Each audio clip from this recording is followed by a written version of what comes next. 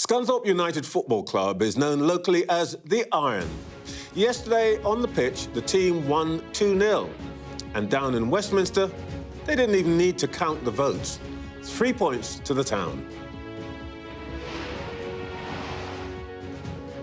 They're keeping the flame alive in Scunthorpe, but how long can ministers keep the furnaces firing, and at what cost? After 4 decades of globalisation and privatisation, Labour calls a halt. Are we ready for nationalisation again? Jonathan Reynolds perhaps has the toughest job in government right now. He's navigating tariffs, trying to land a US trade deal, and now saving British steel. But is this weekend's emergency law a sticking plaster or a lasting lifeline?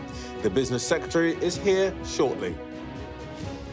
His Conservative shadow, Andrew Griffith, will also give us reaction from the opposition. As a tariff saga rolls into another week, should we be braced for long-term volatility from the markets and from the White House?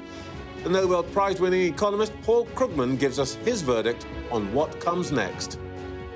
And with local election campaigning well underway, we'll have the second of our party leader interviews. Adrian Ramsay of the Green Party joins us live. Plus, with us throughout the show,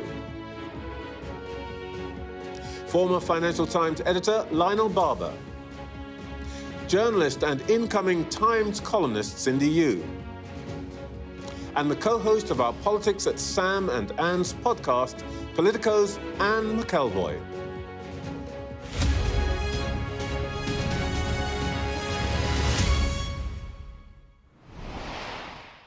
Welcome to Sunday Morning with Trevor Phillips.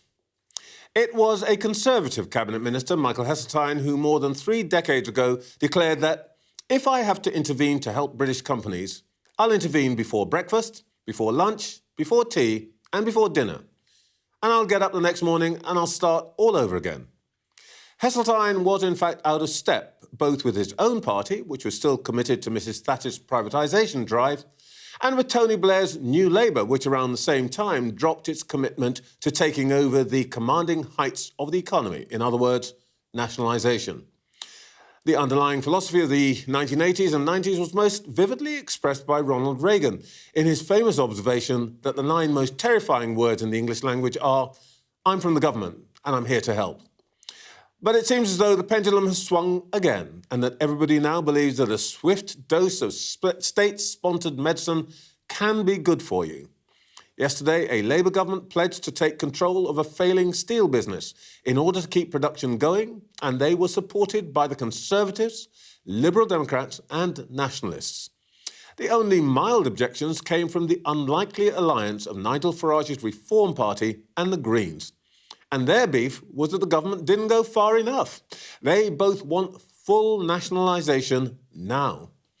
As the Prime Minister says, everything has changed. It's enough to make your head spin. But we'll try to make sense of it all in the next 90 minutes. Who better to start with than the Business Secretary? I spoke to Jonathan Reynolds a little earlier. Jonathan Reynolds, let's just get clear what happened yesterday. What exactly were the new powers that you acquired? So, in order to make sure the situation with British Steel wasn't one which I feel would have been catastrophic, I have had to take, on what I intend to be a temporary basis, the power to take control of steel companies in the UK, in this case British Steel, to direct the management, to indemnify them for acting on my behalf. Not issues of ownership, we'll deal with that at a later point, as I explained to Parliament yesterday. It, I think, is already quite a significant intervention. But fundamentally, what does this mean? It means that where the blast furnaces would have gone off irrevocably, and people will perhaps appreciate once a blast furnace is off, it can't be brought back. That would have happened in a matter of days. I've got the power now and have taken the action to take control of the site and to make sure that doesn't happen. And that gives me the chance, and it gives the workers and the community there a chance, and Scunthorpe and British Steel, to find a way for a better future. And my worry had been that we would, frankly, Trevor, be talking right now about thousands and thousands of job losses, and we stopped that happening. So you're the boss in Scunthorpe now, but just to be absolutely clear, it is not your preference or your intention to take this operation back into public ownership? Well, that remains an option. And to be frank, as I said to Parliament yesterday, it is perhaps at this stage the likely option. But what we need for any steel Is that site... because you don't think you can get a commercial private sector partner? I believe there is a potential for that, and that is my preference, but I feel we've got to find a bridge to that. The kind of investments required for the transition to new steel technology, whichever technology that is, it's a lot of money. It's a lot of capital. Now, you need the government standing behind that. This government has done that with our steel fund. We put dedicated resources in, a big change from the last government in that regard. But to meet that ourselves, that would be very, very significant. So I want those private sector partners. I've got to address a few things as part of our steel strategy and our industrial strategy, you know, make sure that business environment is right to do so. But what I wasn't willing to have, and what the government wasn't willing to have, and credible support from all my cabinet colleagues, particularly the Prime Minister and Chancellor on this, was to make sure we weren't in a situation where we lost the chance for that transition. So you think that there probably will be public ownership of this enterprise for a period, but you don't want it forever? No, that's right, yes. I mean, I think just being absolutely candid about the situation we find ourselves in, if I had a partner to bring in the short term and we could agree a transition plan, that would be preferential. Okay. But there was the need to take this action yesterday. Well, you say the need to take the action. My colleague Ed Conway reported more than a week ago that Jingye would have to place orders for coking coal by this weekend, or the furnaces would run out of fuel. What did you know, or what did you realise on Thursday that you didn't know or realise last Monday? So the situation on Thursday, the reason it resulted in this fairly dramatic action, it became clear, and because of what we knew, we had made provision to be able to make an offer, to directly purchase raw materials, to pay the money to the company to do that. It became clear that they wouldn't accept any financial offer. I mean, the financial offer I made them was an incredible one in that regard. But just you know, clarify the events here. What happened, let's say, on Tuesday or Wednesday, that made you think that this is never going to work? Otherwise, why didn't you just take the powers on Monday? Look, so on Thursday of last week, Thursday, 10th of April, it became clear they would not accept any financial offer, and their intention was to close blast furnaces come what may, and they wanted to keep the downstream mills and supply those directly from China. This was Thursday. By Friday, I had... When you say it became clear, did they just say that to you, or did you just run out of patience? We made them a series of very significant offers, and the counter-offer came back in a way no business secretary would have accepted that offer, no government would have accepted the offer. What did they ask for? Hundreds of millions of pounds, no conditionality on that, nothing to prevent that money immediately leaving the country, any other assets leaving the country. I think, frankly, they may have come back and asked for additional resources even. It was just not an offer. So this was Thursday. By Friday, we had collective agreement from the Cabinet, tremendous support from colleagues. Saturday, we recalled Parliament and took these powers. You're saying, essentially, they were deliberately stringing you along? I can't speak to motivation. I was negotiating in good faith. I believed that we were quite far apart, to be clear. I mean, we made a substantial offer that was comparable to the work we're doing with Tata and Port. It's $500 million you offered them? Yes, effectively, yeah. Their request was for more than double that. So we were quite far apart. But I had never, until fairly recently, had it put to me by them of the option that they would wish to retain. There are 4 very important mills. Network Rail gets 95% of its needs from one of those mills, for instance. That they would wish to keep those, but lose the blast furnaces and supply direct from China. That was a new proposition. So essentially what they basically said to you is, look, you know what, we're going to keep the parts of this business that are profitable, and we're going to close this bit and import the steel from China. They made that clear. That's the proposition. Now, when we were talking about a potential co-investment for new technology, these are electric arc furnaces. Yeah. The proposition there, I mean, the kind of conditions I need is not just about agreeing the money, Trevor. I need to know there's going to be job guarantees, that there's security for public money, but crucially, I would have needed to know how would they have supplied those mills, and that had been a difficult part of the negotiation. But you know, there's a good business there in the downstream mills, but the conversation had been about how we transition from blast furnaces to new technology, not the long-term absence of those. Can we just go a little bit further into what actually happened, because Zheng Yi is said to be strongly influenced by the Chinese Communist Party. You yourself used some pretty right language about the company yesterday. You said it again, bad faith. This morning you said they were extortionists, more or less. Behind this company, do you detect the hand of the Chinese government or the Chinese Communist Party? Well, look, to run a major Chinese industrial company, there are always direct links to the Chinese Communist Party. I mean, that is, you wouldn't be allowed to run a company in China without that kind of links. I'm not accusing the Chinese state of being directly behind this. I actually think they will understand why we could not accept the proposition that was put to us in terms of losing that essential national capacity. So I'm not alleging some sort of foreign influence and say, I've tried to be really fair to the company. They've lost a lot of money since they came in, I recognise that, but I made absolutely clear to them that the kind of proposition they were putting to us, the closure of the blast furnace, I don't think, by the way, they could have even met their statutory obligations to consult with the workforce about the closure if the raw materials weren't there. I mean, they wouldn't have been meeting how we operate, how companies operate in the UK. So I tried to be really fair to them, but I was absolutely clear that what they were putting forward was not acceptable to me, the Prime Minister, or the British government. Thank you for being clear about it. And I know that you're not going to be undiplomatic here, but it seems to me that what you are saying is that this is a company which, at the very least, was influenced by wider interests of the Chinese state. And the question then arises, do you feel that you can ever trust a Chinese commercial partner for an enterprise like this, or, for example, on Sidewell C, or any other big piece of infrastructure again? Look, it's important we don't talk about this company as being representative of every company in China. But the context, you've already said, the context in which it operates means that it will behave in a particular way. China is not a market economy as we would be familiar with in our own country or Europe or the US. It's different. So it really comes down to which sectors you think, there's no complications, there's no problems in. Some are more sensitive than others. A lot of UK Chinese trade is in non-contentious areas, agricultural products, life sciences, or automotive. It's not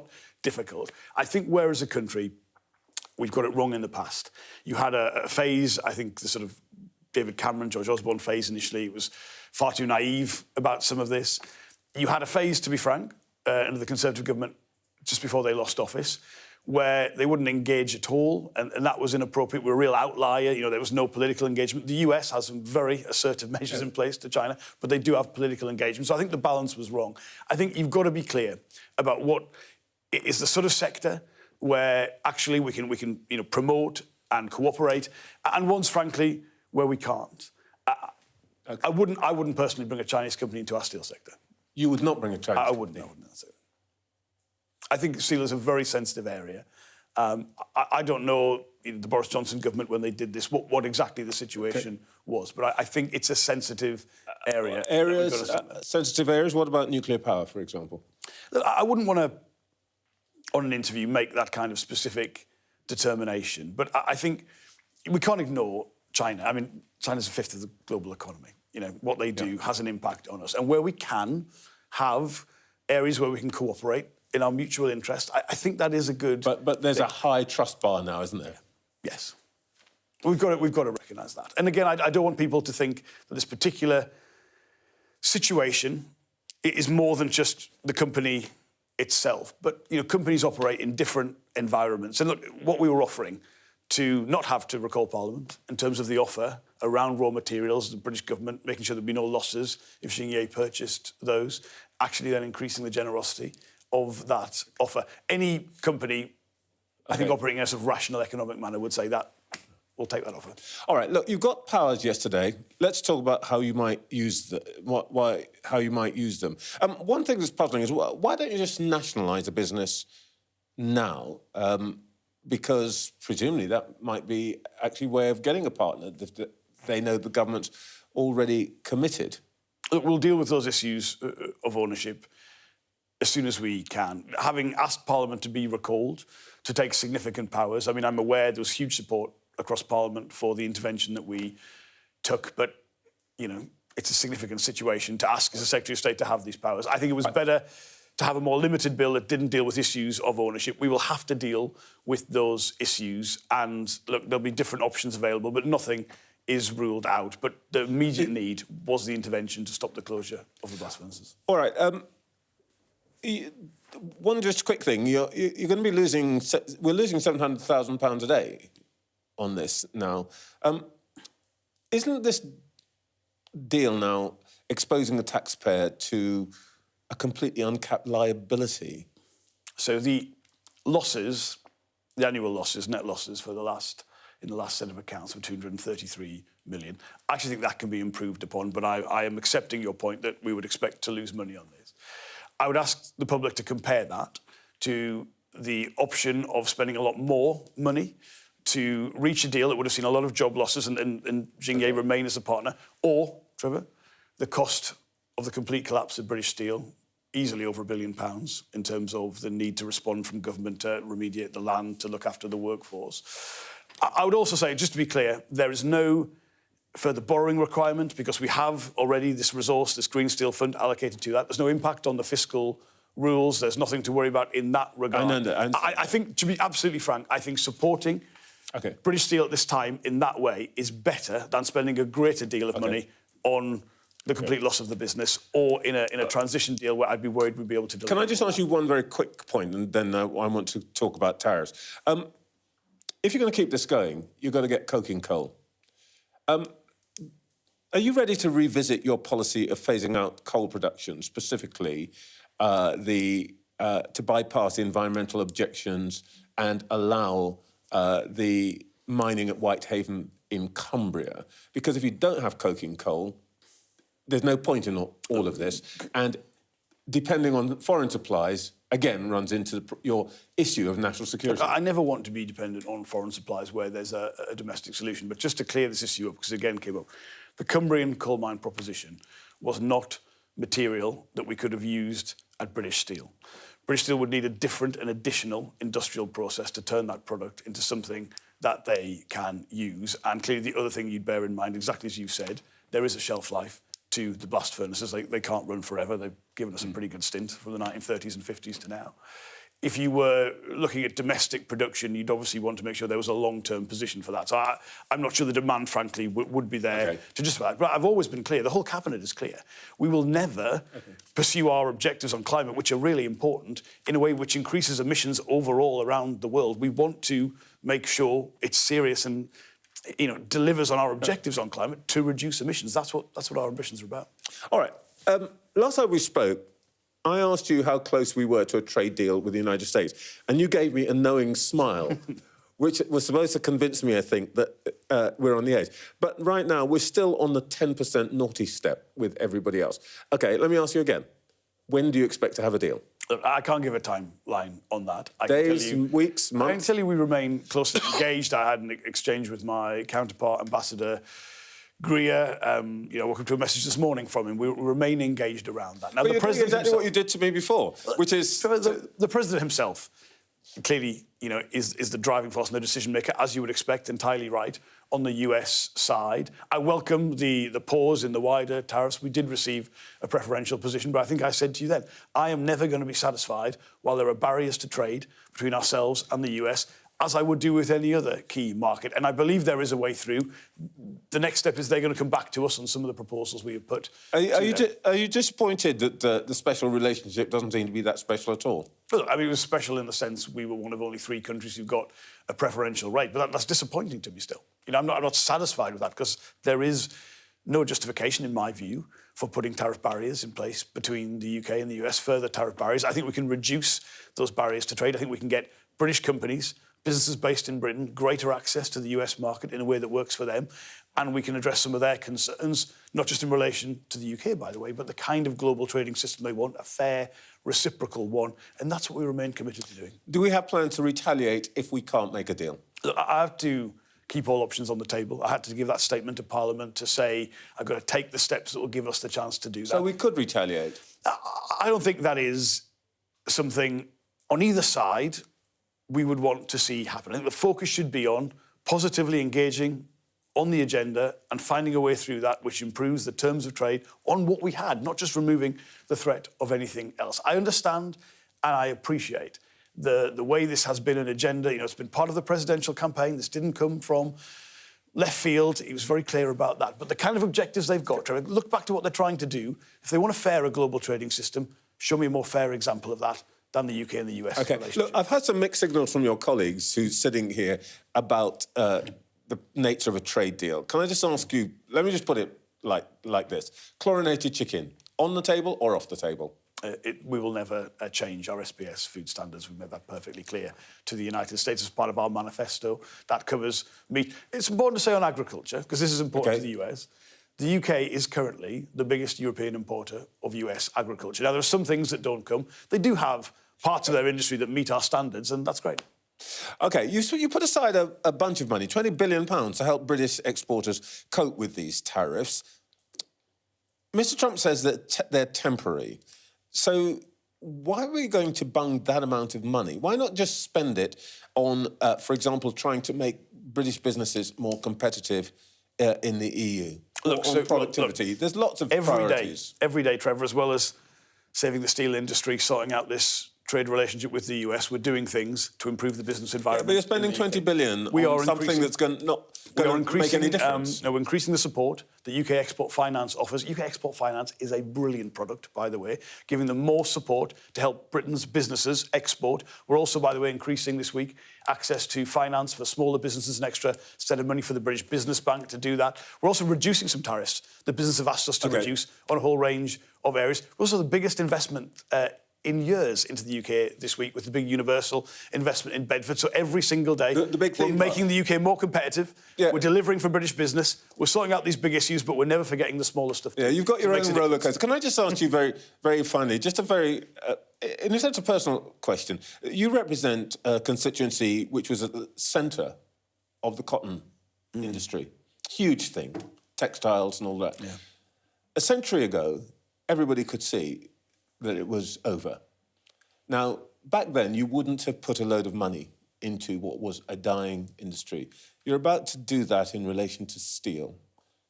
Why don't you just admit that it's over? Oh, you've lined me up on this one. Steel is not a sunset industry. Right? Steel is integral to a modern economy. Look around you. Look at everything that's part of everyday life. Steel is part of that. A lot of people assume it is like the mines or the shipyards, and they've got that wrong. We produce less than 1% of world production.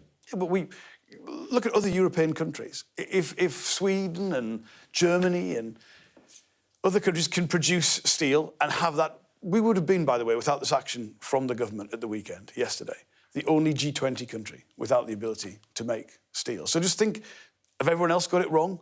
Or were we almost in a position where we got it wrong? So look, it's important to understand this is about the modern economy, it's about the transition to net zero, it's about making sure that we, yes, defend the economic security of the UK, but don't think there's not a commercial demand. Demand for steel is going up in the UK, partly because of the building boom for houses and infrastructure this government's bringing about. Jonathan Reynolds, thank you very much for your time this morning. Thank you. Let's see what our panel made of all that. We're joined on a big weekend by former Financial Times editor Lionel Barber, Cindy Yu, who'll soon be joining The Time from The Spectator, and Politico's Anne McElvey, who, of course, co-hosts our must-listen podcast, Politics at Sam and Anne's. Let's start with yesterday. Jonathan Reynolds looks exhausted, actually, understandably. But did he get the right decision? It's definitely the right decision. You could not allow the UK to shut down its last plant, which is making crude steel. It would, as Jonathan Reynolds said, we would be the only country in the G7, G20 advanced industrial countries with no steel-making capacity. So it was the right decision. It's a life support decision. I mean, the question is, who's going to run it? How do you make any money? And so there are two things in my mind that come across which didn't appear in the conversation, which is, why is it so impossible? The answer is high energy costs. The UK's energy prices are 30% higher than, say, in France, much higher than the United States, and certainly higher than in China. And the second question is, why has it taken so long for the government to wake up to the fact that the Chinese do not appear to have been negotiating in good faith. Sky News reported last September that the Chinese company Xinye was making extravagant demands for support. So that's 6 months ago. We'll come to the blame for the Conservatives later, Trevor. All right, well, we'll return to the issue of China in a moment. But Cindy, right decision? I think so, for the reasons that Lionel set out and Jonathan Reynolds has as well. What's interesting is that we are in a moment in geopolitics in the world at the moment where what is sensitive has become so much larger. You know, he said there that steel was a sensitive industry. I think 5 years ago, nobody would have thought that steel was a sensitive industry, a critical industry perhaps, but it wasn't a national security issue. And that is why the Boris Johnson government allowed this Chinese company to take it over. But if the question is that Britain would have no virgin steel-making capability afterwards, in our current moment in the world, that suddenly becomes a really threatening situation to be in. And I think it just goes to show how much more of a survivor mode that all countries are in today, with China on the one end, with Trump's tariffs on the other end, that actually everyone needs to be protecting their self-interest in a way that was not calculated even just 5 years ago. Maybe I'm showing my age here, but is this a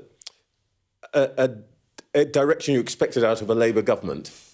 Well, yes, because it's quasi-nationalisation, and Labour governments have a bit of a fondness for that, you know. And I think as much as I think we're all going to say this is a life jacket solution, none of us are going to disagree with the decision that was taken yesterday, at least as a transitional arrangement. But I had to laugh at the sort of the terrific drama and how amazing this is. No, it's not really hard to get a big Labour majority back to march through the lobbies at Westminster, or not even count the votes for nationalisation. It's the other way around that you have difficulty. So I think that the problem with this is what is this quasi? And I noticed, you probed Jonathan Reynolds pretty hard there. He suggested it was transitional. He suggested it was a kind of nationalisation, but they're still not full-throatedly using the word, but that seems to be what's on the table. I mean, there's not much in between saving it and nationalising this steel plant that isn't a nationalisation in all but name. And what happens then? So to me, what we saw in Port Talbot, what we saw that transitional deal that the government had to do, everything's transitional these days, you'll notice. Yeah. That means you don't actually have to say that your previous industrial policy was flawed. And as much as the line that's come to the Conservatives, I'm sure. But Labour went in, I look back to the manifesto, look at the parlous state of the industrial policy bit for the manifesto, which seemed to suggest that all of this could be solved by going for green steel, that this would be a relatively painless and a smooth and an obvious thing to do to hit net zero targets, only to find out that this is a completely different order of magnitude. Everything has changed, but a lot of those things, the role of China, the likely complexion of the Trump administration on tariffs, was clear at the time. So I think we're now at the point where we don't know what this nationalisation means, what we're going to make out of it, money, if we ever do, and also many fewer jobs will be kept as a result of this way of doing it. We'll return to net zero after we've spoken to, I think, the leader of the Greens. I think that would be the appropriate moment to think about that. But let's just deal with the issue of nationalisation for a second, Lionel. Of course, there are many ways in which you can create public ownership, and many reasons. But he seemed to be saying that if we go down that route, and he said it's quite likely, it would only be temporary. I suppose temporary in the way that we nationalised Royal Bank of Scotland, perhaps. A little less money at stake, given the losses that piled up there. But no, they don't actually want to do nationalisation, which means the government taking full control as majority and responsibility. And responsibility. The unions won't agree to a restructuring if there's a nationalisation. They'll just say, we want the status quo to prevail. So I think the question is, can you have a temporary arrangement where you then look for a private sector buyer who's prepared to be subsidised for the inevitable losses, which will continue because of these crazy energy prices and because of cheap imports, notably from China. This is not a profitable proposition. But in terms of national resilience, the way Cindy described the new world, it's inevitable that the government has to take Cindy, responsibility. let's confront what might be described as the dragon in the garden. We mentioned China several times. What do you think? Zhengye is not an independent outfit, is it? It's not independent in the way that we in Western capitalist societies mean companies can be independent. The way I see it is that, it is nominally a private company, and there are state-owned companies in China, so it's not one of those. But if the Chinese government wanted it to do something or not to do something, it will have to do that. So losses, we were saying this week, losses of 700,000 a day. If it was the Chinese government saying, well, you still have to keep that plant open in China, even though you're making those losses, Jingye would have to. So that's the difference there, where I think it's important when we say that Chinese companies are not independent to properly understand what we mean by that. The government is not running the company. It is not making the day-to-day decisions. But the company cannot do anything that the government does not want it to do or go against the government in that sense. So I think what's interesting now is this quasi-nationalisation. What is Beijing going to do about that? Because as I understand it, effectively the British government has said, we will make Jingye continue functioning. Yep. But could they go back to Beijing and say, well, they can't do this to us? I want to come back and talk about all of that a little later. But right now, it has just gone 9 o'clock. You're watching Sunday Morning with Trevor Phillips. In the last hour, the business secretaries told this programme that the Chinese firm Jingye wanted to shut Scunthorpe's site to import steel directly from China instead. Jonathan Reynolds also said that nationalisation is perhaps the likely option to save British steel, as he claimed past governments were too naive on letting Chinese businesses into sensitive industries. Well, there's lots more to come this morning. In a moment, we'll delve into the aftershocks of President Trump's tariffs with a Nobel Prize-winning economist, Paul Krugman. We'll also debrief on a big weekend in Parliament with the Shadow Business and Trade Secretary, Andrew Griffith. And with local election campaigning well underway in parts of England, we'll be joined by the Green Party's co-leader, Adrian Ramsay.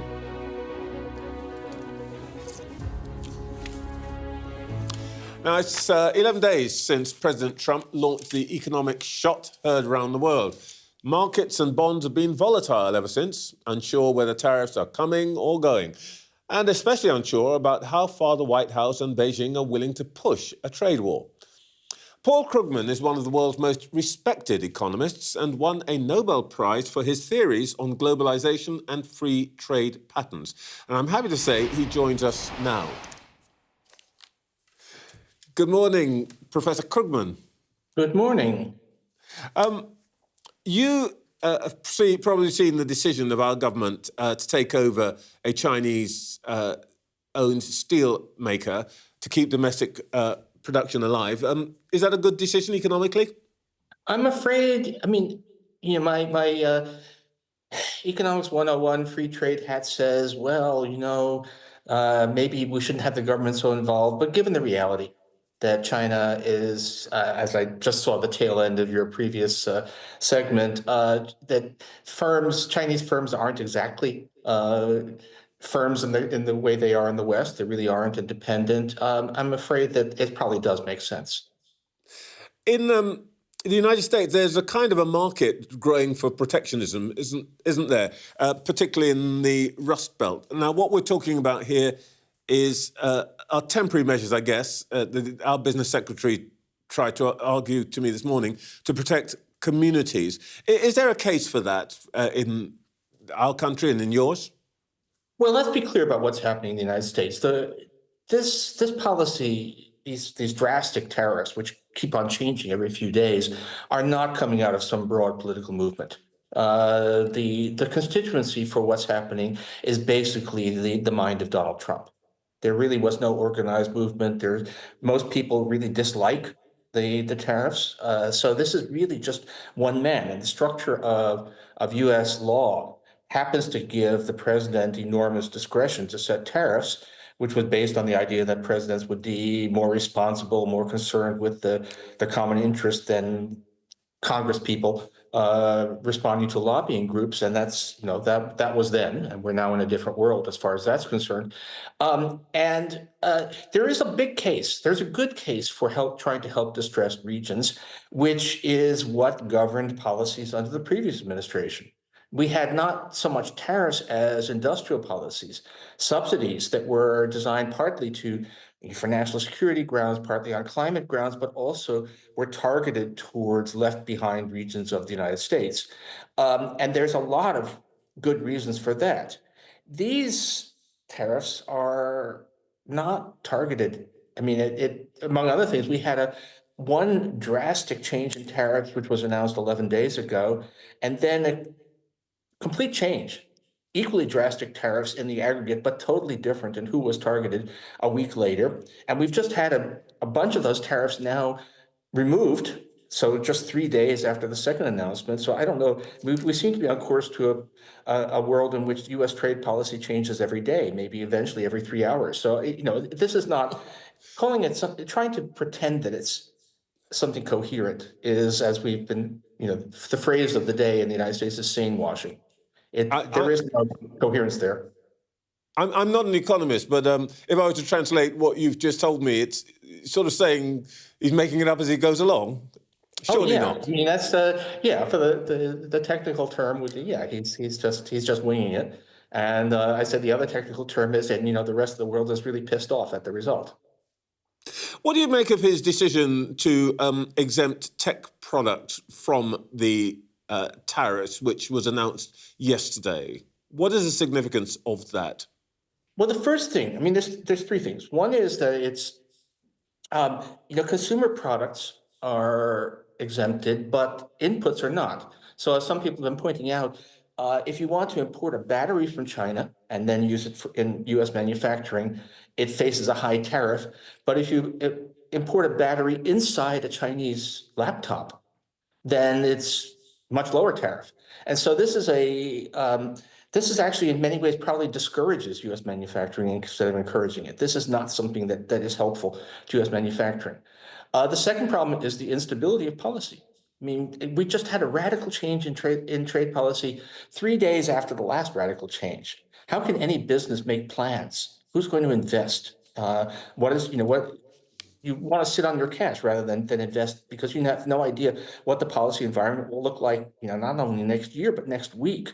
And the last part is that it's impossible not to think about the large contributions that Apple and others made to the Trump inaugural and all of that. So this is the United States taking a giant step towards crony capitalism, towards a world in which business success depends upon currying favor and buying favor with the government. All of a sudden, we become start to look like the political economy of a developing country. Well, you said that it's in a way in his mind, but of course, it looked like last week that there was one force that may sway him, and that is the market. Are you in the school of thought that says perhaps the markets, people talk about bond markets, equities, whichever it is, that the markets are just too powerful? Well, I don't think, in this case, it's hard to say that the markets are a malign force. They may have been in other circumstances, but in this case, what we're really seeing is the markets responding to erratic, ill-conceived, crazy policies. Now, there have been times when we've objected to markets, but wow, if the president abruptly announces the biggest tariffs since 1930, and then abruptly changes them radically, and then changes them again. The bond market is more important than the stock market. The stocks are, as my old teacher Paul Samuelson said, the stock market has predicted 9 of the last 5 recessions, but the bond market is a better signal. And if the bond market at this point is reflecting the true insanity of U.S. policy. So if that acts as some restraint, that's a good thing.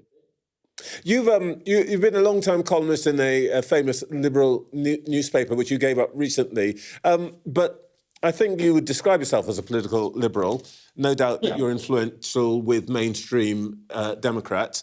But right now, from this side of the Atlantic, it's looking as though the Democrats are incapable of providing effective opposition to Mr. Trump. What actually went wrong for the Democrats? Oh, to a large extent. I mean, there's a lot of debating and were they too concerned with wokeness and all of that? But I think, look, every incumbent government in the Western world that had an election last year lost it. I mean, it doesn't matter if it was a moderately liberal government in the United States that lost the election. In your country, it was a conservative government that lost the election. But the fact of the matter was that voters everywhere were very annoyed, upset about the inflation, even though the inflation rate had fallen, prices were substantially higher than they had been a few years earlier, and people were annoyed. And then there's this general rattled sense. You kind of remember that Trump won the popular vote by just over a percentage point. I mean, that was not a landslide victory by any standard. And so now at the moment, given the extreme unity of Republicans, Democrats can't do much to stop his agenda. But if we were to hold another election today, certainly if we were to hold we have midterm legislative elections next year, which if they are reasonably fair, which is in question, but if they are fair at the moment, look like a blowout for the Democrats. So to say that the Democrats are in deep trouble, they lost an election in a year when every incumbent party lost election. Paul Krugman, thank you very much for your time this morning. Thank you. Now, Parliament hurried back into action yesterday in a bid to save British Steel. So what do Conservatives make of it? Let's speak to the Shadow Business and Trade Secretary, Andrew Griffith. Good morning, Mr. Griffith. Good morning.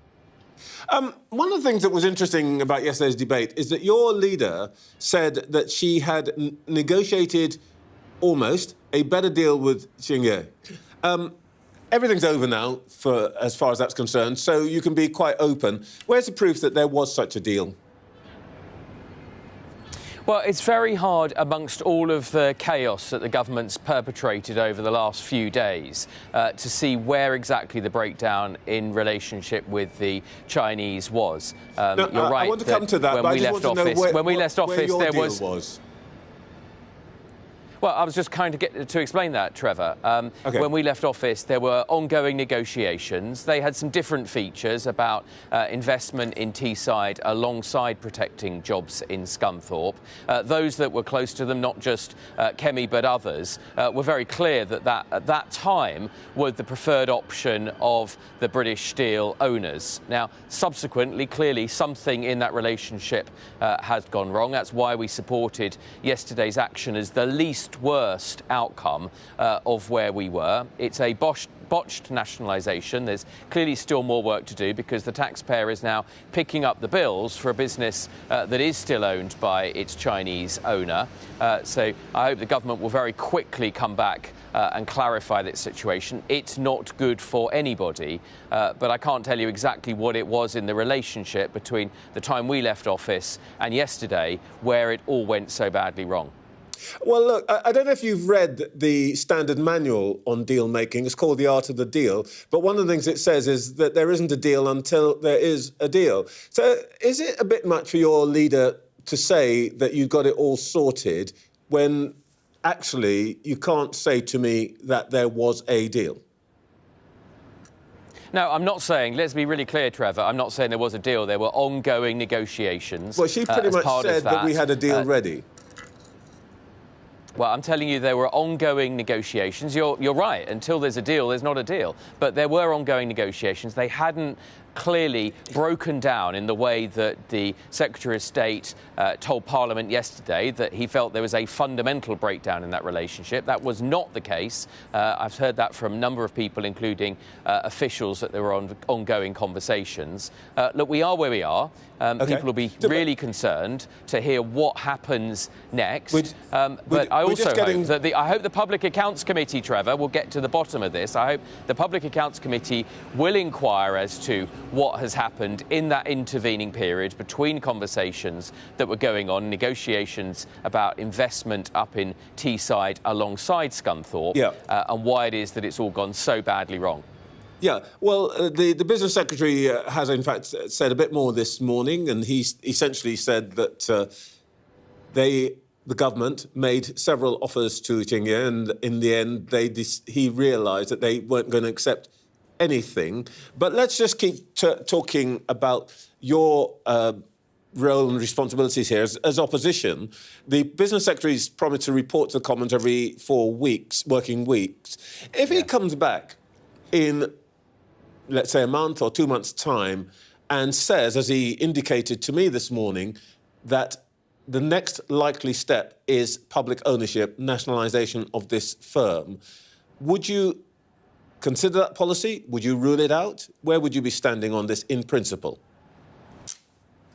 Trevor, I think we're already there. I've called this yesterday a botched nationalisation. And if you look at the powers in the bill, it's the Secretary of State who will be ordering furnaces to be stoked with coking coal, who has the day-to-day responsibility now for running this business. And it's the Chancellor and the taxpayer who will be paying the bills for raw materials, possibly paying the bills for arrears built up under Chinese ownership, and paying the payroll. So we're already in that world. One of the critiques I had of yesterday was that we could have seen this. Many people have seen this coming. Mayor Houchen, my colleague Martin Vickers, one of the local MPs, have been talking about this for months. So if we are going to end up in a position, as we de facto are, of public ownership, this could all have been done a long time ago. But it's a moot point now. We supported yesterday because it's the least worst option that keeps the furnaces open and allows us to have continued primary steel making in the UK.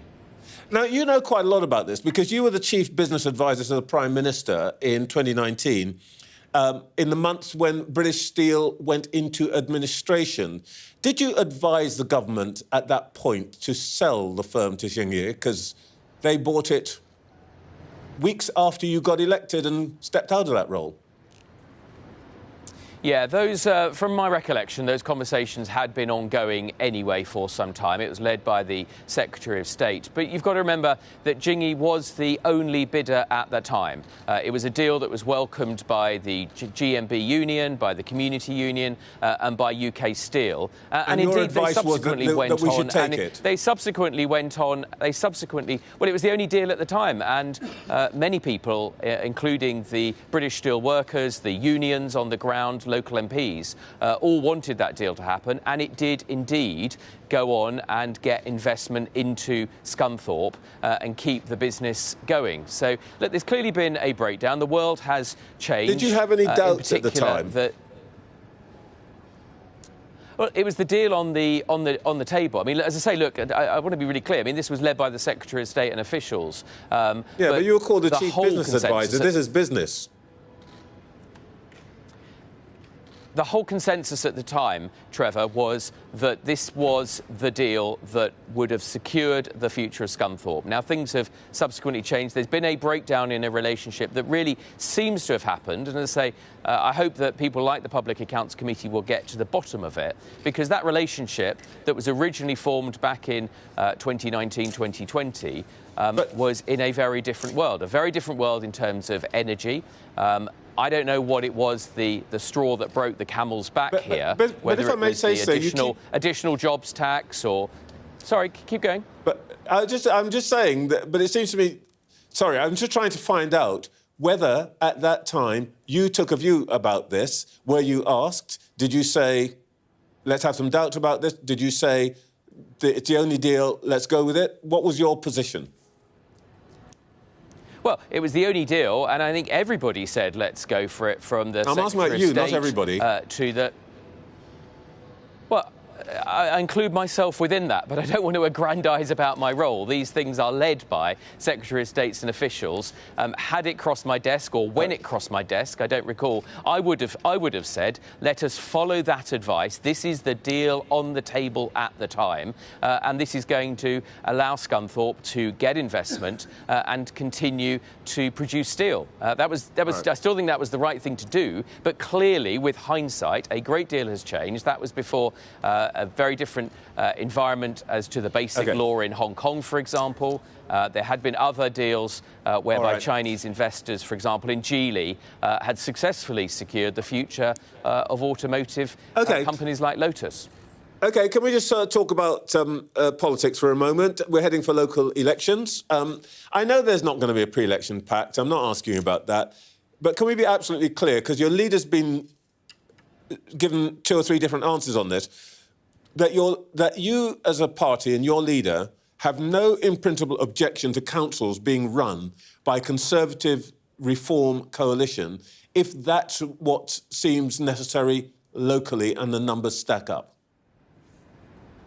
Well, Trevor, you've been doing this far longer than I have, and you'll know that when there are following elections, individual local councillors decide in the light of the election results how they comport themselves. So if you want a Conservative-led council, vote Conservative in these local elections. But I'm as worried, for example, about Liberal Democrat pacts. Liberal Democrats have, all sorts of extreme foreign policies. They typically promote veganism when they take control of the council. They've supported 4-day weeks. Veganism is not a crime, have but damaged look, the interests of local residents. Let's just take one thing at a time, if we can.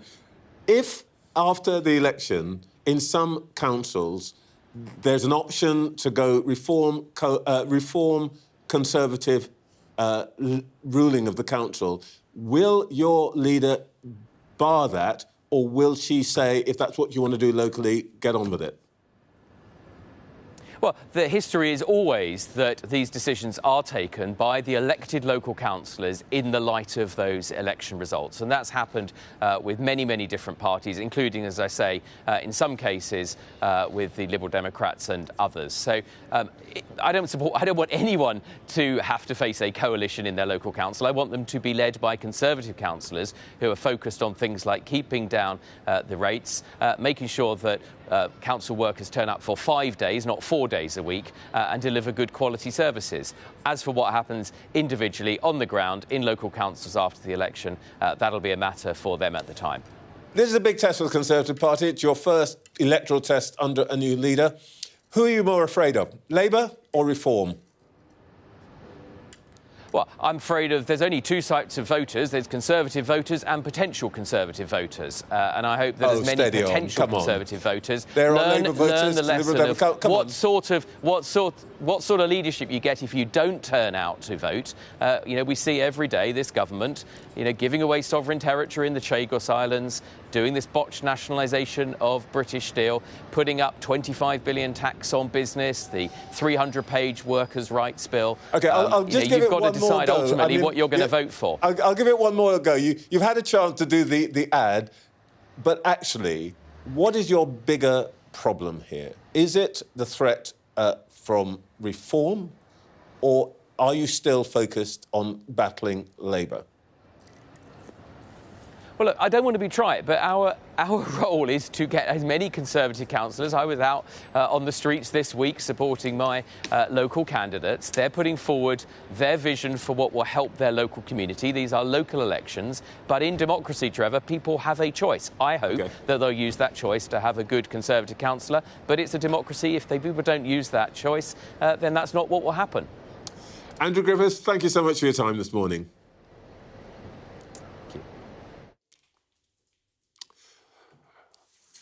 Right. In just a moment, we'll see what our panel made of all that, with the Green Party co-leader still to come later in this hour.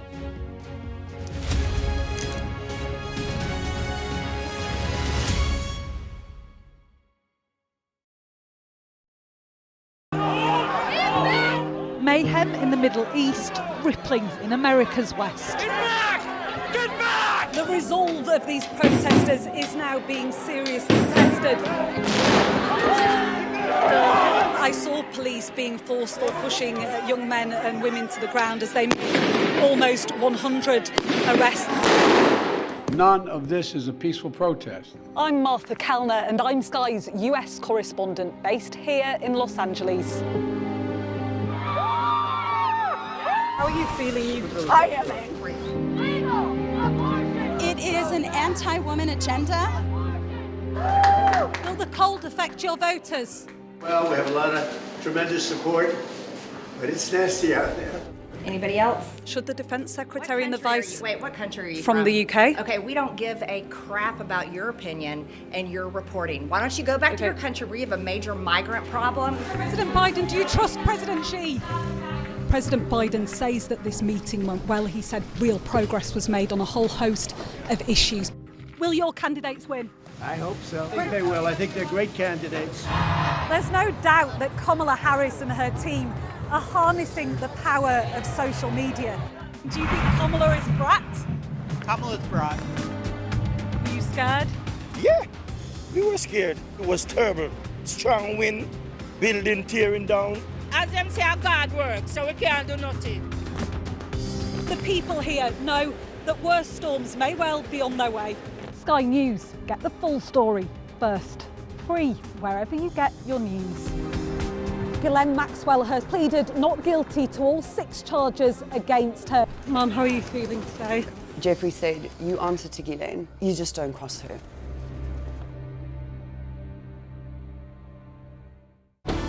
Jubilation in the streets, while some emotional.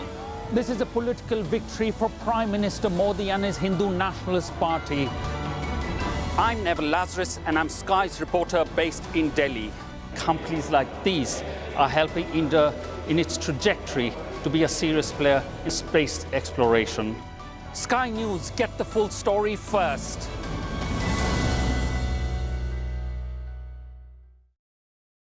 Play Sky News. From the Sky News Centre at 7. Now that you're up to date, we can go into a bit more detail. Things can change incredibly quickly. Taken by surprise. Have you ever known a moment like this in British politics before? Yes. Cheers. We'll start with breaking news. Let's get the latest on the ground. So, by the end, we'll hopefully all understand what's going on in the world just that little better.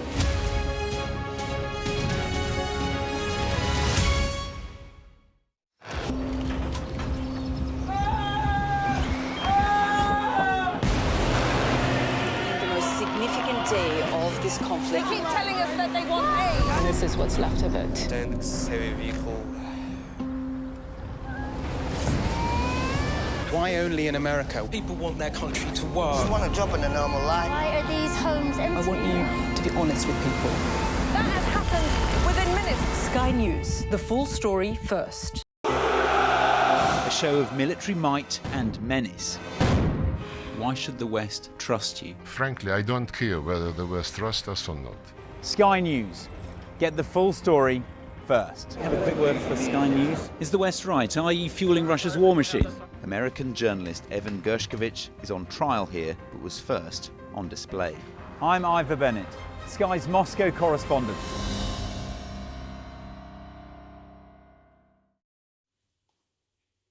Welcome back. Now, early in the show, you may have heard a bit of bad language that's not quite appropriate for this time in the morning.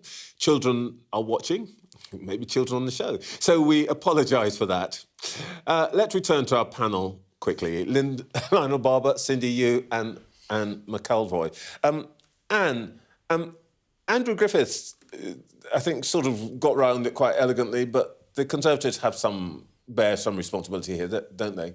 They do. I mean, I think there's a broader failure of industrial policy and thinking about steel that goes back a long way. And every party, in a way, has made the mistake that it was going to make, which is why I was slightly probing perhaps a bit more what this actual deal is going to look like under Labour, sorry, I'm not pivoting to Labour, I sound like Andrew Griffiths, but in the sense that, Labour seems to be saying, we can save jobs and we can have green steel and we can have this infrastructure protection for the UK in sensitive sectors.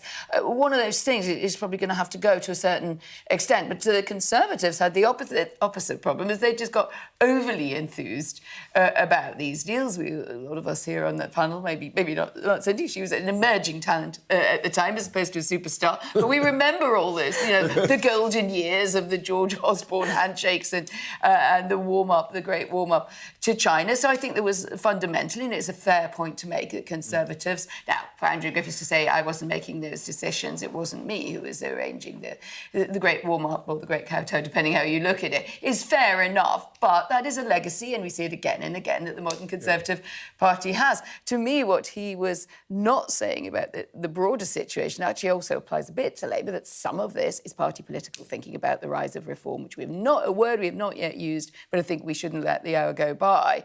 That's saying places like Scunthorpe, I come from very near Concert, lost its steelworks a very long time ago, but the legacy of that and the legacy in the patterning of local politics, ditching the Labour Party, attraction to reform is very, very strong in these former steel areas. This is something Jonathan Reynolds is very aware of, as is the entire Keir Starmer team. Certainly, it seems to be something Morgan McSweeney thinks about a lot. It's like, do not let reform get a grip of these areas and keep it in perpetuity. So I thought that was one of the most interesting things for me, was what he didn't say, which is that's the big worry for the Tories. I want to come back to the issue, the threat to Labour, and I'd forgotten Consett, big steel town. I nearly worked there once. But let's just finish up our discussion about China. Lionel, what design do you see here? I mean, Cindy's right that the Chinese state doesn't have its hands on everything, but there is a strategy, isn't there? Well, right now it's protecting yourself against the Trump tariff offensive. It's not to micromanage what's going on in Scunthorpe. This is you have a full-scale economic war between the US and China. That's what the focus is. And however, as pointed out, there is a party commissar in all the major companies, right in the boardroom, and they will be aware what's going on. And there may be a few raised eyebrows that, wait a minute, is this new emergency law actually telling our Chinese executives what to do, when you can go into the plant? We want to close it down. They want to close it down, but they're not allowed to under this law. Some raised eyebrows, but bigger picture, right now, China does not wish... China's in search of some friends. And the British attitude at the same time is very interesting. Note, steel now is the most sensitive national security issue. Yeah. You mentioned nuclear power. Well, wait a minute. I mean, nuclear power, if that's not sensitive. So the whole picture is changing. Keir Starmer's right. The world is not as it was. So new rules, new political approaches apply. And the relationship with China, how much we engage, how dependent we are, is crucial. Jonathan Reynolds talked about naivety. I think he was pointing at the previous administration. Do you think that in dealing with Xinye that this government has been a bit naive? Perhaps in the negotiations and the being strung along until, after recess, all the MPs have been sent home to their constituencies and having to call them back. It's clearly not the ideal situation. And Jonathan Reynolds at some point clearly realised, hold on a minute, we're being strung along here, but didn't realise that before recess had started. But I think naivety, in defence of the Boris Johnson decision, if I may be that voice today, without being pushed out of the studio. But I think if Xinye was the only bidder around the table in 2019 and we were facing nationalisation then, or take this Chinese money, then I actually don't see that the government had much choice. As Anne says, it's probably a question of our longer-term industrial strategy. Why, if we want steel as such a sensitive industry, have we allowed net zero restrictions to come in that have made carbon trading much more expensive for high-polluting industries like steel? Why, have we not fixed our energy system in this country such that we are not 40% more expensive than France? These questions, that doesn't come down to any one government. Okay. Fair enough, but we need to know what the terms of the deal were. What were the subsidies promised and how much money did the Chinese actually put in? I am sure all of that is going to leak out bit by bit, but we have to earn some money. So let's go to break in a moment, but still to come, last week we had Kemi Badenoch. This week it's the second of our local election leader interviews. Adrian Ramsay of the Green Party is here after this break.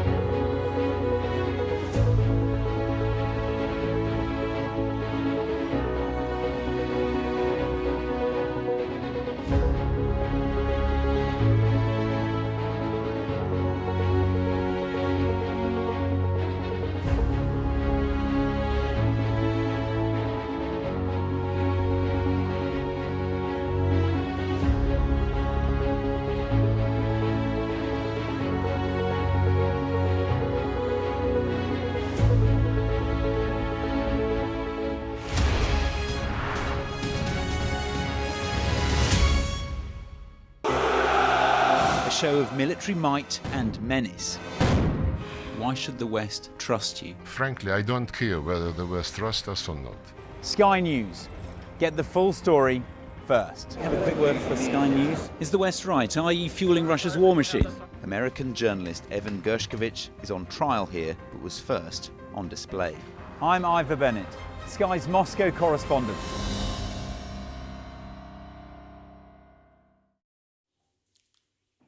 Welcome back. It's been a breakthrough 12 months for the Green Party.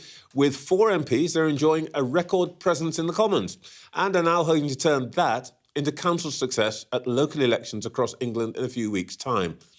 The party's co-leader, Adrian Ramsay, joins me now. Good morning. Good morning.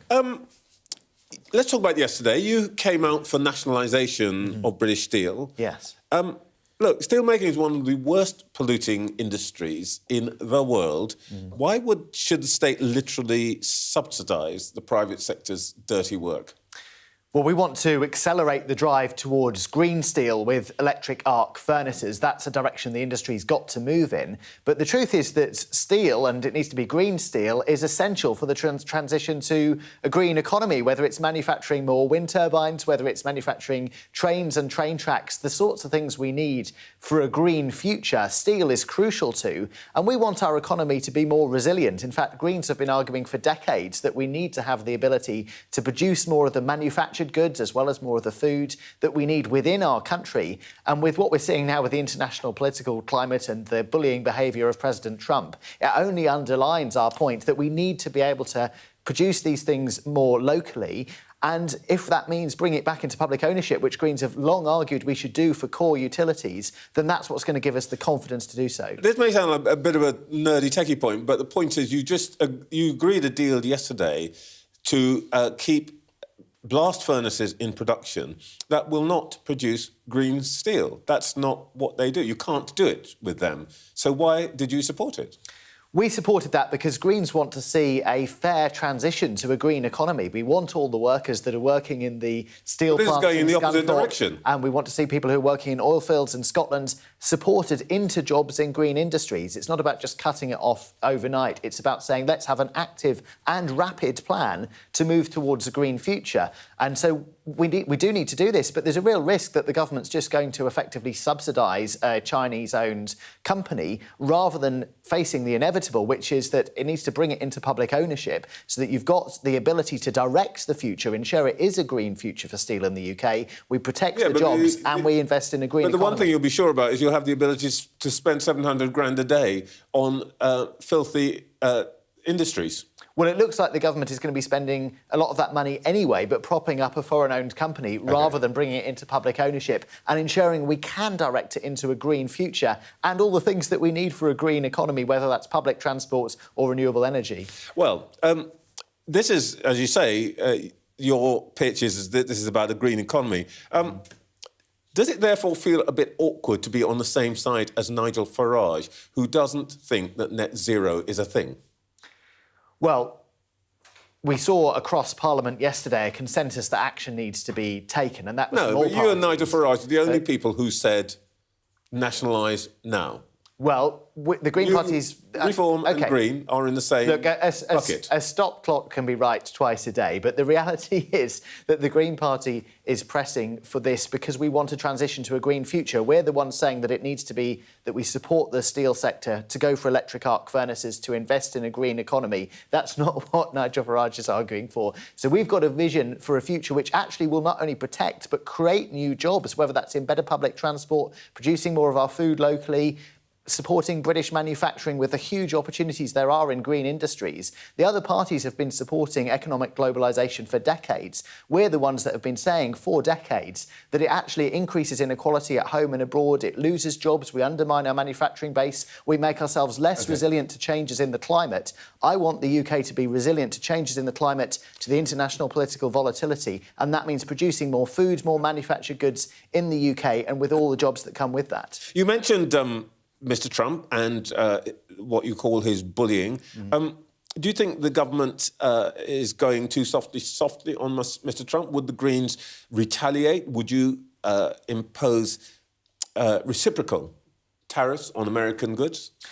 What we want to do is to work with our most closest trading allies, geographically closest in the European Union, that's the most obvious, but also other countries that have similar values, similar economic policies to us, whether that be You're describing the United States there. So closest partner, biggest partner. Geographically, I think you'll find geographically closest is the European Union and other European countries who we need to make sure we are working with, including on what's the best way of dealing with Trump's bullying behaviour. But we've got to make sure we build a resilient economy as well, and that's where it comes down to the points I was making. How do we ensure we are creating jobs that last for the future, that we're producing more manufactured goods in this country, we're supporting our farmers to produce more food in the UK? That's what's going to tackle the fact that we could see the scenes we saw during COVID of empty supermarket shelves. That could become commonplace with climate breakdown unless we really take seriously the need to make our economy more resilient with all of the jobs-creating opportunities that come with that. All right, we're heading for local elections. You have opposed expansion of Luton and Heathrow airports. Mm-hmm. You've called for pauses to pylon infrastructure development in your own constituency. You don't like the government's planning reforms. Is there anything that would boost growth that you like? Well, the government's plans for airport expansion would wipe out the entirety of the carbon benefits of their own clean power plan. It would literally undermine anything good that they're doing. But yes, Greens have a positive vision for the sorts of development we want to see. People in my own constituency and across the country say to me all the time, the homes that we're seeing built are not affordable to local people. People are being priced out of being able to live in their local communities. And did you know we've got over 1 million sites, 1.4 million sites, where developers have been given planning permission to build homes and haven't done it. They're sitting on the land, they're just speculating on land prices. So how would you make them build? The government needs to be tougher. It's their land, they don't have to build if they don't want to. One thing they could say is you won't get planning permission for new developments until you build the ones you've already got planning permission for. That's one thing they could be very tough on. They could be tougher in saying when you are building new developments, we need more affordable housing as part of that, and you must invest in the infrastructure because there's no point in building homes without building the public transport infrastructure, investing in health services that people need to go. But I don't see how that works. Somebody's got a plot of land, they're not building on it, and your threat is we won't give you the permission to build on it if you don't build on it. Now, what I'm saying is often the same developers come back and apply for planning permission on other sites without having built. Oh, so you'd blacklist some developers? Well, that's one approach you could take. You could also say we will impose a higher tax on you on that site if you don't go ahead and build something that you've got planning permission for. Isn't it ridiculous that the government is saying we need 1.5 million new homes, but the 1.4 million that have already got planning permission, we're just going to let developers sit on that land and bank the profits accordingly? That's no way to manage land in this country. It's no way to make sure that people get access to the affordable housing that they need alongside the services that need to go with them. The government just has a laissez-faire approach to letting developers behave however they want, and they need to be far tougher with them to make sure we're delivering the affordable housing and the local services that people need. All right, I'm asking everybody this question, so it's not unfairly directed at you. What's a good local election result? Well, a good local election result for the Green Party is what would be an 8th year in a row of us having a record number of councillors. Did you know that we're the only party in the UK to have increased our number of councillors every year for the last 7 years? And that's because we've got a track record of delivering for communities, standing up to protect the environment, restore services. So one more seat than now is good enough for you? It will be more than that, Trevor, but I'm confident from the response we're getting on the doorstep, from the energy in our local campaigns across the country, we will see more Green gains this time. We've got over 800 councillors across the country, over 40 councils where Greens are part of the administration. And for all those people out there who are looking for a change, understandably disillusioned with the other parties, we're the party that's got a principled opposition and a track record of delivery. Adrian Ramsay, thanks for your time this morning. Thank you very much. In just a moment, we'll hear once again from our panel.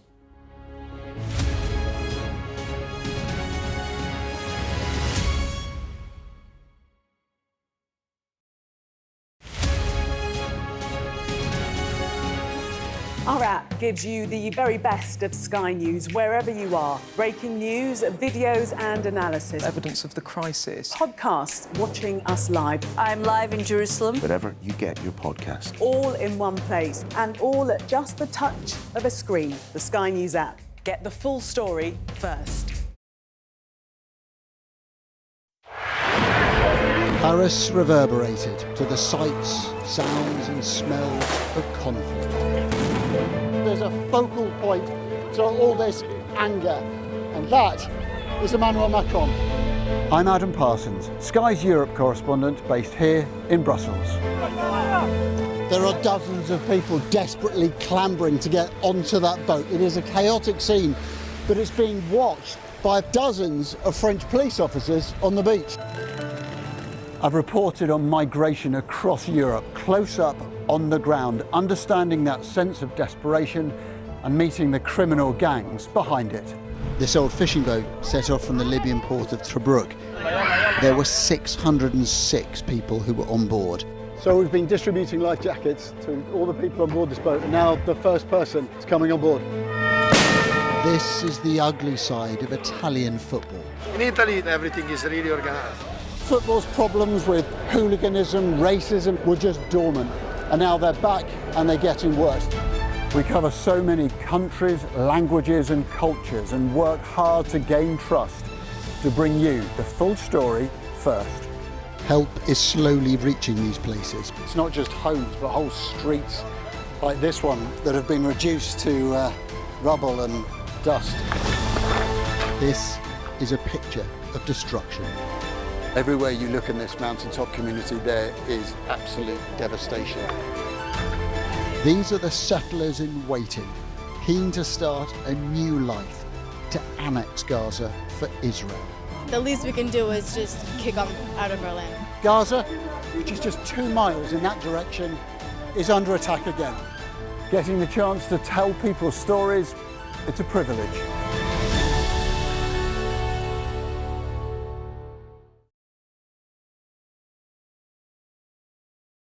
Play Sky News. From the Sky News Centre at 7. Now that you're up to date, we can go into a bit more detail. Things can change incredibly quickly. Taken by surprise. Have you ever known a moment like this in British politics before? Yes. Cheers. We'll start with breaking news. Let's get the latest on the ground. So, by the end, we'll hopefully all understand what's going on in the world just that little better.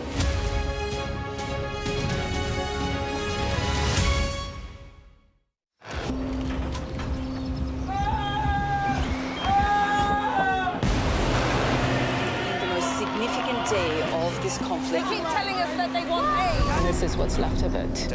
Heavy vehicle. Why only in America? People want their country to work. Just want a job in a normal life. Why are these homes empty? I want you to be honest with people. That has happened within minutes. Sky News, the full story first. Back to our panel, Lionel Barber, Cindy Yu and Anne McElvoy. Now, we've been talking about geopolitics, but let's make it very concrete. Here is where we get our steel from. And it's worth pointing out that we actually only get 40% of what we use at home. Most of our steel is imported. And look where we mostly import it from. Asia, brackets, mostly China. And this has exposed a problem for all big Western countries now, that protectionism is all very well, but the supply lines, the interconnectedness, make it very, very hard. Yeah, and as you say on your really interesting chart there is you've got Asia, which I think is mainly China, but also South Korea will be a big player in that. And it doesn't really matter if you continue to have friendly relationships. And you can see this, the government as well as trying, I think, probably rightly trying to do two different things with China. Rachel Reeves' big warm-up with China, and now we've got this Scunthorpe situation, which is bound to put a bit of strain in the background on the relationship, and that may just be inevitable in the way that you have to deal with China now, particularly against the backdrop of Donald Trump's tariffs and the potential for global trade to slow down quite materially to the detriment of the UK economy and others.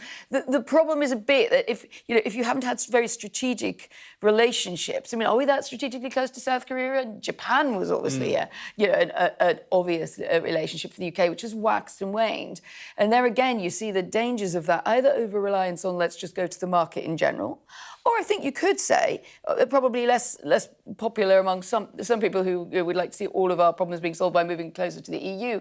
Would this really be the time you want to move much closer to the EU? You want to unfreeze your trade relationships and be cordial, and on defence and security is massively important. But as we've seen, the EU is going to struggle as well in this environment. So I think for Britain, it's as well as having an industrial strategy, it's a kind of geopolitical outlook that needs to settle.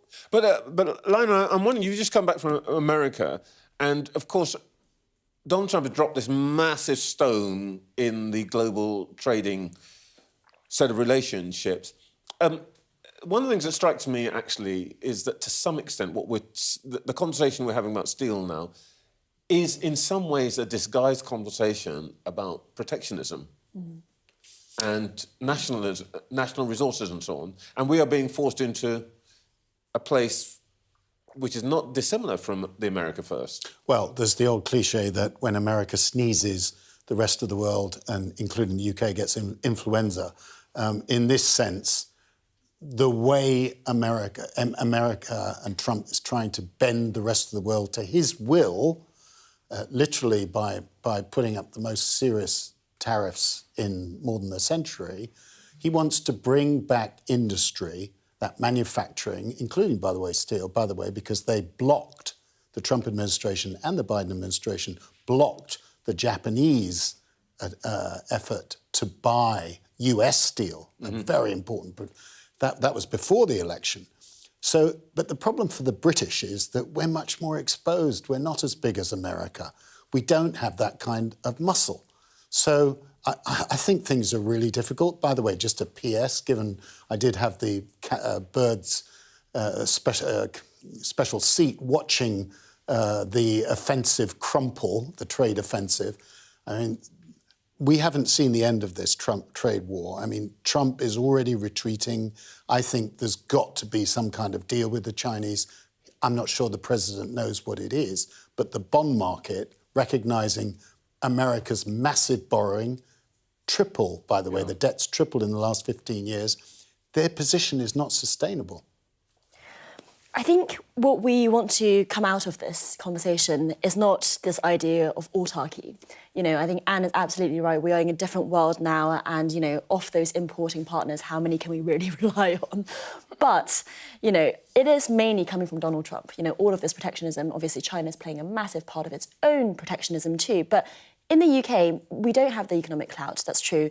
But there is there's a position to be carved out here where you do find, I hate this phrase that the politicians have been using, but it's economic coalition of the willing, but it does quite effectively describe what we're talking about here, where maybe you can rely on Germany for steel, or maybe you can rely on Japan for other things.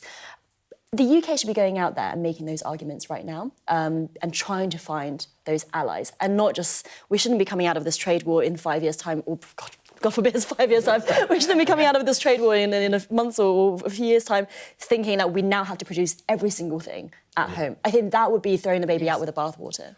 And just before we come to the end, am I being an old fart here by saying that yesterday... I'm not asking you. You're definitely in that club. But am I being an old fart by saying that yesterday perhaps awakened some memories of Labour governments who want to intervene and get involved in industrial policy, and that maybe New Labour looked remarkably like old Labour? Yes, that may be there. There's always a kind of psychological sort of tale, isn't there, underneath these things? And I think to an extent the sort of wild enthusiasm, if you like, for the rush back to Westminster might have awakened that, the twitch of the nationalisation muscle. That said, the argument will be, how well is this seen to have worked out? In the end, I thought Jonathan Reynolds gave you a really sort of thoughtful view. He was clearly across. He wasn't just saying, do you know what, we don't know what to do with this. I'm a Labour guy, let's nationalise it. There is some of that thinking around. And there is certainly some of that expectation, I think, in the unions that jobs can be protected through this. But the kind of transition we're seeing across the making of steel is not great for keeping thousands and thousands of jobs intact. That's the difference, if you like, between the N is for nationalisation, without it will crumble and fall world of the 1970s nationalisations and what we're facing today, which is something much more, I think, more perilous. But, it's an emergency measure. OK. I was going to mention the name Tony Benn, but I haven't got time to get into that. That is it for this Sunday. We're off next week for an Easter break, but do join Ali every weeknight at 7 for the Politics Hub. Have a lovely Easter wherever you are.